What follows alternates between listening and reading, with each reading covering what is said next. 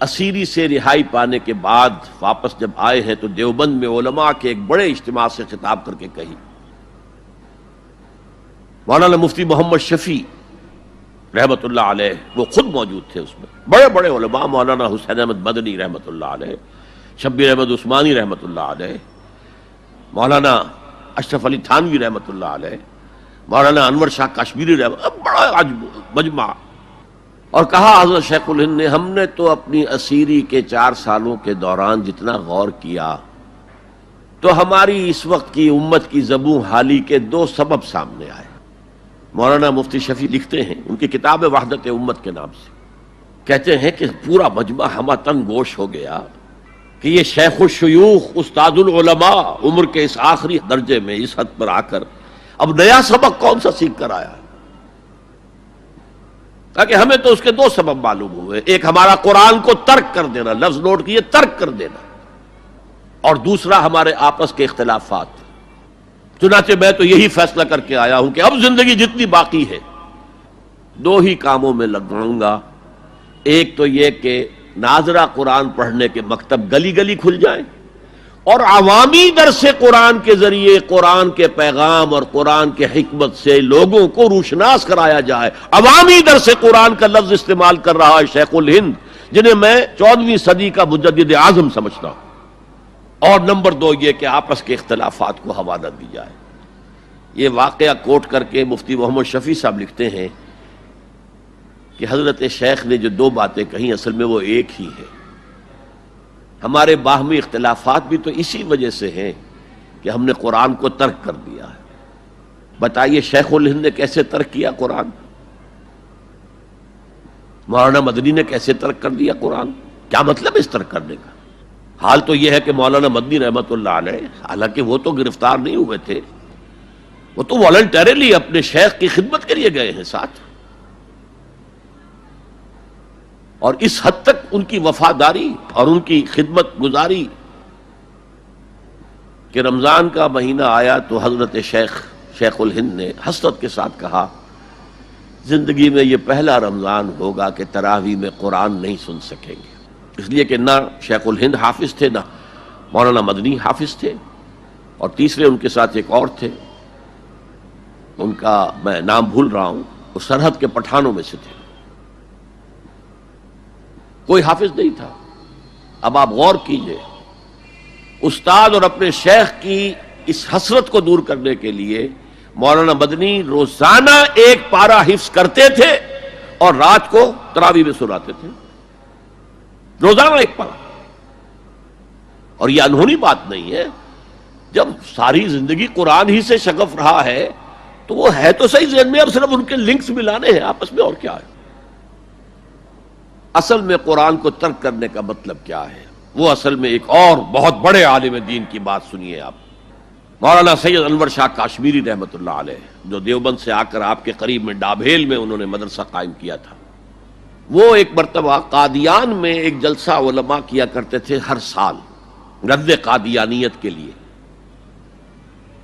تو ایک سال اسی طرح وہاں علماء جمع تھے. اب جس نے یہ واقعہ بیان کیا ہے اس کا نام میرے ذہن میں اس وقت نہیں ہے، کہ میں صبح مولانا انور شاہ کاشمیری رحمت اللہ علیہ کی خدمت میں حاضر ہوا تو دیکھا کہ غم کی تصویر بنے بیٹھے ہیں، بہت اداس، غمگین. میں نے پوچھا حضرت کیا معاملہ ہے، کوئی خاص سبب ہے؟ فرمایا بھائی کیا سبب ہے، یہ سوچ رہا ہوں کہ اپنی زندگی عمر ضائع کر دی. میں نے کہا حضرت آپ نے زندگی ضائع کر دی، عمر ضائع کر دی؟ آپ نے علم، بیہقی وقت کہلاتے ہیں انور شاہ کاشمیری، جیسے امام بیہقی تھے، محدث اور فقیہ دونوں اعتبارات سے بلند. تو آپ نے پڑھنے پڑھانے میں، سیکھنے سکھانے میں ساری عمر گزار دی، تو آپ کی زندگی ضائع کیسے؟ کہنے لگے ہم نے سارا زور اسی پر رکھا کہ ثابت کر دیں کہ شافعی کی رائے صحیح نہیں ہے، ہماری رائے صحیح ہے. اسی کے لیے دلائل، اسی کے لیے بحثیں، اسی کے لیے لمبی چوڑی جو ہے ہمارے ہاں نشستیں منعقد ہوئیں مدارس کے اندر. حالانکہ اللہ کے ہاں یہ ہم سے سوال نہیں ہوگا. گمراہیاں طرح طرح کی پھیل رہی ہیں اور ہم ان بحثوں میں لگے ہوئے. حالانکہ زیادہ سے زیادہ یہ کہا جا سکتا ہے کہ قول اصحابنا ثواب محتمل الخطا، اور جو قول دوسروں کا ہے وہ خطا ہے محتمل الثواب۔ زیادہ سے زیادہ یہ کہہ سکتے ہیں ہم کہ ہمارے جو اسلاف ہیں، ہمارے جو اساتذہ ہیں، ان کا قول صحیح ہے، اگرچہ اس کے خطا ہونے کا بھی امکان ہے۔ ہم یہ نہیں کہہ سکتے کہ اس کے غلط ہونے کا کوئی امکان ہی نہیں، معصوم تو وہ نہیں تھے۔ اور قولہم، ان کا جو ہمارے سامنے ہے مد مقابل ہے، اور وہ شافعی ہیں۔ اصل تو جو ٹکراؤ تھا وہ فقہ حنفی اور فقہ شافعی کے مابین تھا۔ ہم صرف یہ کہہ سکتے ہیں کہ ان کا یہ قول خطا ہے، غلطی ہے، اگرچہ احتمال موجود ہے کہ وہی صحیح ہو، اس کے سوا تو ہم کچھ نہیں کہہ سکتے۔ اور ہم نے اپنی ساری زندگی اس کام میں لگا دی، لیکن میں کہہ نہیں سکتا اس پر کتنے رنج اور صدمے کا اظہار کروں کہ مجدد وقت شیخ الہند رحمۃ اللہ علیہ اور بحقی وقت مولانا انور شاہ کاشمیری رحمۃ اللہ علیہ، ان کی ان باتوں کا کوئی اثر ان کے شاگردوں نے قبول نہیں کیا۔ وہی روش ہے، وہی فقہی بحثیں ہیں۔ جب میں نے پاکستان میں تحریک خلافت کا آغاز کیا، کچھ احادیث بیان کی، اچھے علماء نے کہا کہ ڈاکٹر صاحب ہم نے تو یہ حدیثیں پہلی مرتبہ آپ سے سنی۔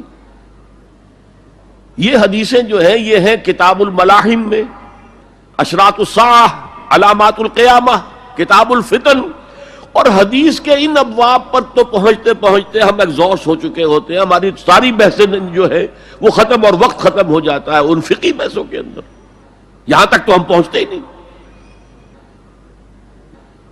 بہرحال دوسرا نقطہ جیسا کہ میں نے عرض کیا، پہلا اینٹیں پکاؤ، مضبوط کرو، یا ایھا الذین آمنوا اتقوا اللہ حق تقاتہ ولا تموتن الا وانتم مسلمون، اور دوسرا ان کو جوڑنے کے لیے قرآن کو ایز اے سیمنٹ سبسٹنس استعمال کرو، واعتصموا بحبل اللہ جميعا ولا تفرقوا واذکروا نعمت اللہ علیکم اذ کنتم اعداء فالف بین قلوبکم فاصبحتم بنعمتہ اخوانا وکنتم علی شفا حفرۃ من النار، تم تو تباہی آگ کے گڑھے کے کنارے تک پہنچ گئے تھے، گرا چاہتے تھے، فانقذکم منہا، تو اللہ نے اس سے تمہیں نکالا ہے۔